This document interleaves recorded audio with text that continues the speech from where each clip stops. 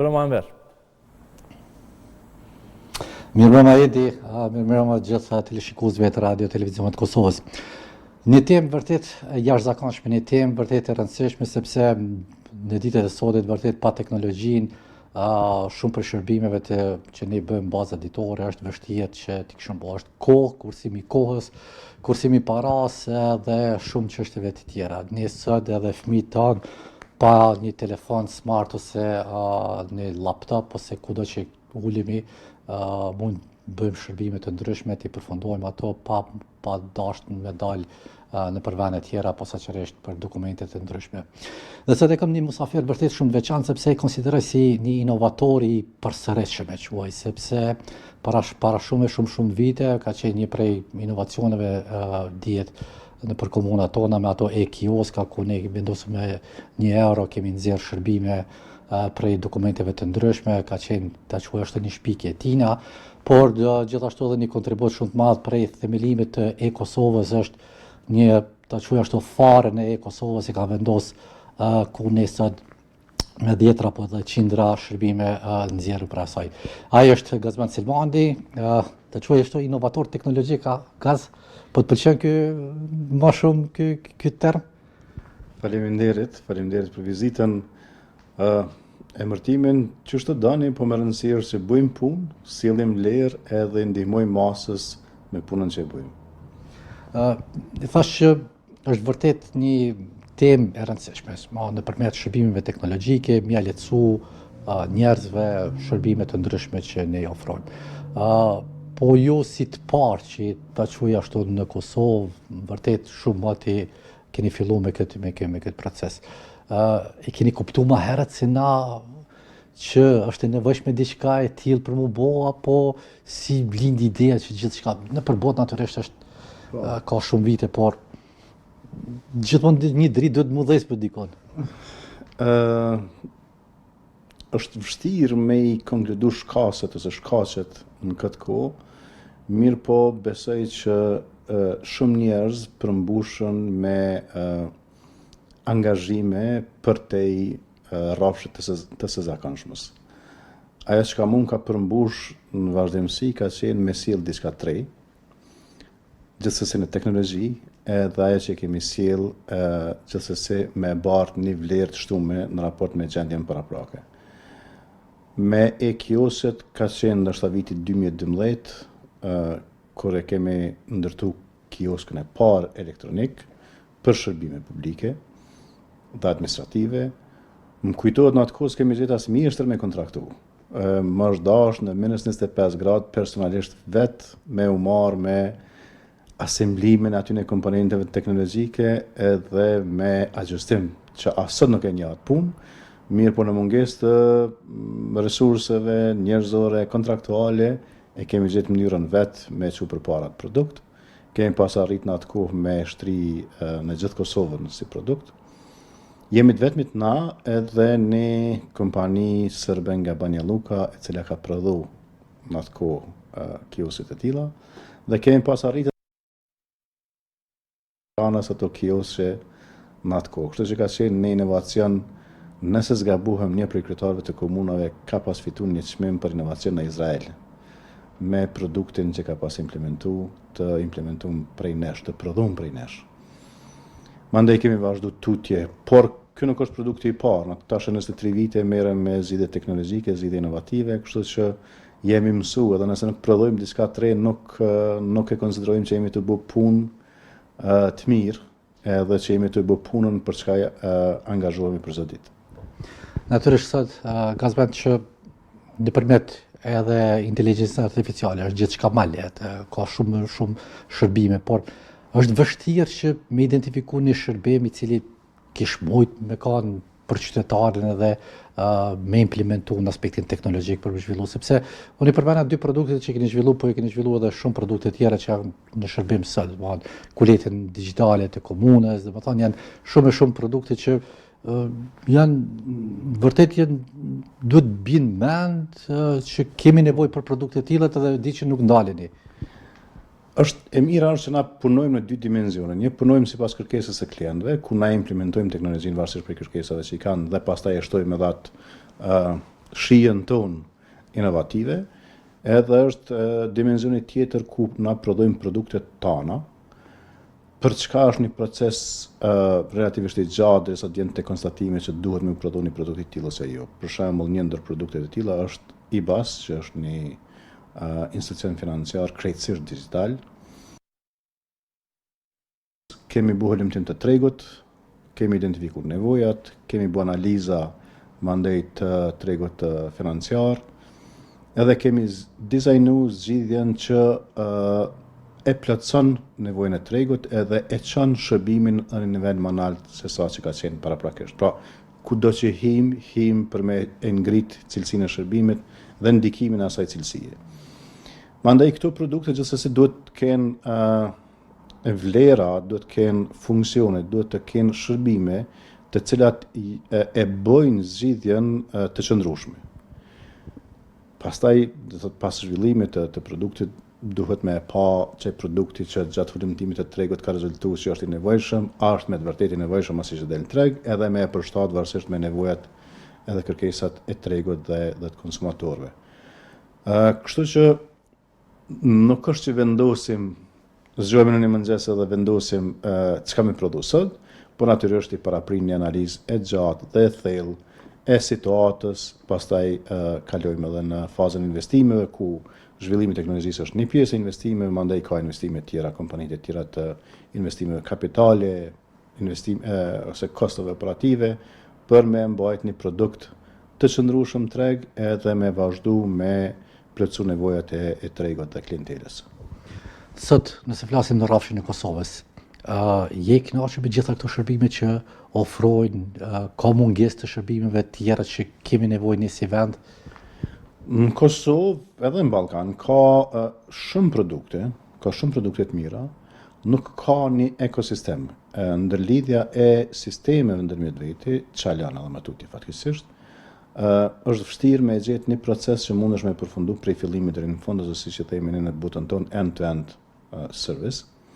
Edhe pse me e-Kosova kemi implementu qindra shërbime, të cilat në shumicën e rasteve janë të plota, megjithatë ka shkputje që shërbimi i plot nuk mundet me u marrë ose me u dhënë në një platformë teknologjike.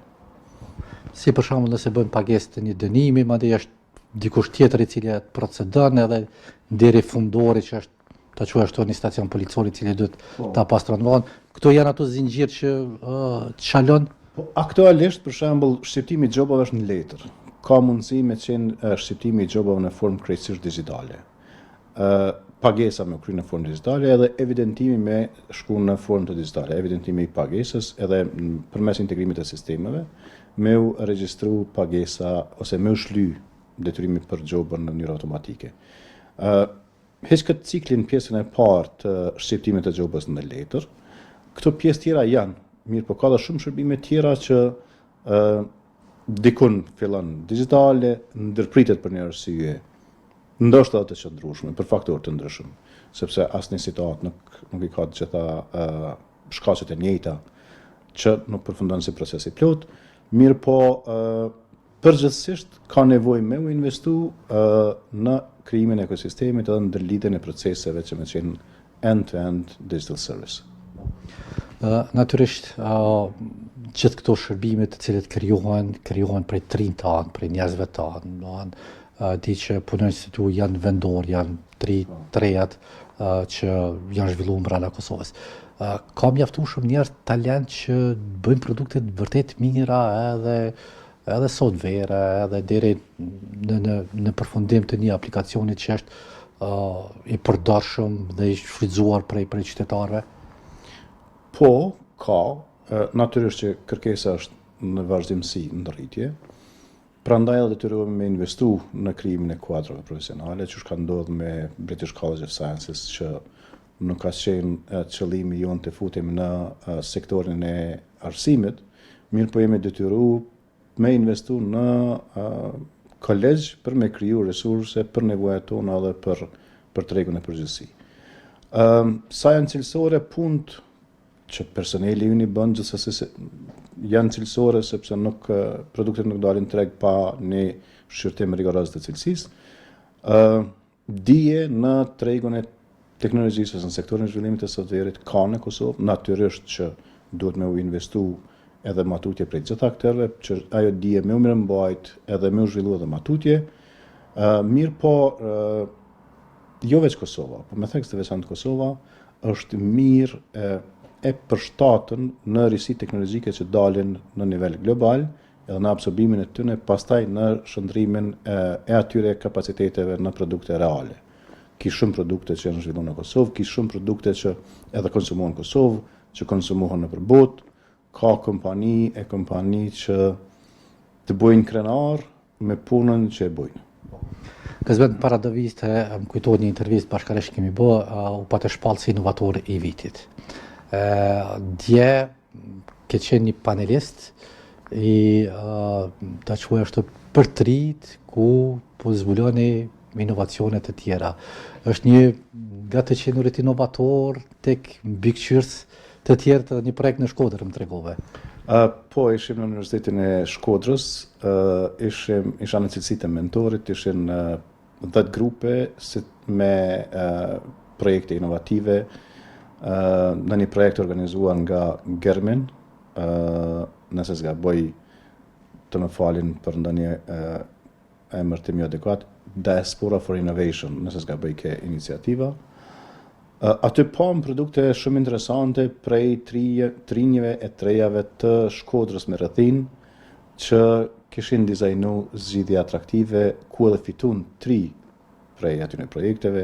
Një ishte për ESG, një ishte për Smart Save, edhe një zgjidhje tjetër ishte e kishin emërtu ama.net, që kish kuptimin e amanet, me ju ndihmu njerëzve në nevojë. Edhe shprehëm dëshirën me ju ndihmu, me i financu në teknologji, që ki platform ta shëdritën sa më shpejt, edhe ata student ta qojnë në vend amanetin që kishin nisë për me ju ndihmu njerëzve në nevojë. Amanet funksionon? Aktualisht jo, sepse ai ke projekt, mirë po do të funksionojë së shpejti, sepse kompania jonë do ta zhvillojë komplet teknologjinë dhe do ta bëjë të mundshëm me që amanetin në vend. Një pyetje, qalojmë tek rrjeti i shëndetësor, rrjetit shëndetësor, është quajtur për mdoket, edhe një sistemi informativ shëndetësor, i di që ka pas një përpjekje edhe nga ana juaje që bashkërisht me qeverinë e Kosovës që të punoni, por është diçka vërtet e komplikueshme apo dim të quaj kushtimisht politika ta komplikoj? Absolutisht nuk është e komplikueshme. Në vitin 2012 ne kemi pas zhvilluar me vetë financim. Në atë kohë kemi bërë analizë të tregut, që përmenda më herët, në një platformë e kemi thirrë Tolo Med. Tolo është fjalë latine, e ka kuptimin e kryqëzimit të aktorëve shëndetësor dhe glorifikimit, dhe Med është prej medical. Ajo platformë ka ofruar digitalizimin e procesit të punës në sektorin e shëndetësisë, që prej ambulantave deri në spitalet terciare, prej laboratorëve shëndetësor deri në farmaci. Mirë po, komuniteti shëndetësor në atë kohë nuk ka qenë gati me absorbu, me përshtat, me përdor. Unë dyshoj që si rezultati ekonomisë jo formale, nuk kanë pas gatishmëri me hinë në pjesën e digitalizimit. Në vitin 2019, në një projekt tjetër, e kemi pas kontraktu me bankën botnore edhe kemi implementu Basic Health Trasin, sistemi informativ shëndetësor bazik për Ministrinë e Shëndetësisë. Në atë kohë e kemi pas implementu në gjitha qendrat primare shëndetësore në nivel të Kosovës. Mirë po për shkak të ndryshimeve politike, qeverisjeve të kohëpaskoshme, ai projekt nuk vazhdoi tutje. Përndryshe, edhe sot nëse s'gaboj shërbehen me atë sistemi informativ shëndetësor që kemi implementuar në 2019, natyrisht që ka nevojë për avancime për mirëmbajtje sepse teknologjia ka ndruar. Sikurse të kishte vullnet, ka kompani që implementojnë për krenari, edhe qytetarët do ta kishin shumë atë lehtë konsumin e shërbimeve e trajtimeve shëndetësore në cilin do nivel në entitete shëndetësore që shkojnë në Kosovë. Kështu që nuk është komplekse me përmbyll. Në kuptimin e implementimit, po komplikohet në procedura, komplikohet në pikpamje politike e tjera që nështë është ma mirë me qëndru larg interpretime të shkaqeve të tilla. Përmendën që tema është lehtësimi i shërbimeve nëpërmjet teknologjisë. Pikpamja jote sot e ka lehtësu, është mjaftueshëm, po lehtëson apo na ka bërë më shumë dëmvera? Jo, na kemi mundësi me i ridestinu energjit edhe kapacitetet tona, natyrisht që është mjet lehtësues i punës edhe i rrit cilësinë e punës të secilit që përdor mirëfilli. Në vazhdimsi duhet me u avancu, ndrojnë teknologjitë, ndrojnë nevojat, ma herës kemi pas social media, tani kemi social media, kanë dalë nevoja për siguri kibernetike, vazhdimisht dalin nevoja për kontrollin e social media që me eliminu pjesën potencialisht të dëmshme. Si është AI, AI tash duhet me mbajt në kontroll AI që mos me prodhu informatat e paqëndrueshme, pastaj mos me prodhu efekte potencialisht të dëmshme, kështu që njerëzimi dhe teknologjia do të vazhdojnë të jetojnë në vazhdimsi. Përfitimet prej shërbimeve qoftë në cilësi, qoftë në dinamik, nuk janë të kontestueshme, veç se duhet përkushtim, investim edhe konsum i drejt i asaj që na ofrohet. Gazmend, faleminderit shumë për këtë intervistë. Urojmë që të bëjnë punë të mbare dhe na zhvilloni aplikacionet, na zhvilloni shërbimet që vërtet ne si qytetarë kemi nevojë të përdorit sepse siç e përmendën na lehtëson jetën. Dy janë në ardhje, një është OmniRep, një Omnichannel për raportime që do të ndikojë shumë në shërbimin ose në cilësinë e shërbimit të sektorit privat dhe sektorit publik, dhe një platformë tjetër për diasporën që i lidh profesionistët në diasporën ndërmjet vjetit dhe profesionistët prej Kosovës, Shqipërisë, Maqedonisë së Veriut me tregun evropian. Gjitha këto shërbime vërtet nevojshme. Gjithsesi. Faleminderit shumë për intervistën. Faleminderit edhe juve. Ishte pra kjo intervista me Gazmend Selmani, pra siç e përmenda një inovator i jashtëzakonshëm, ku mësuam se shumë prej atyre produkteve që ne sot i aplikojmë, i përdorim, janë ta quaj ashtu një zbulim prej kompanisë së tij, edhe natyrisht se si kjo teknologji vërtet neve na shërben edhe na lehtëson jetën. Edi, lidhja për ju. Faleminderit Enver, faleminderit për gjitha këto informacione.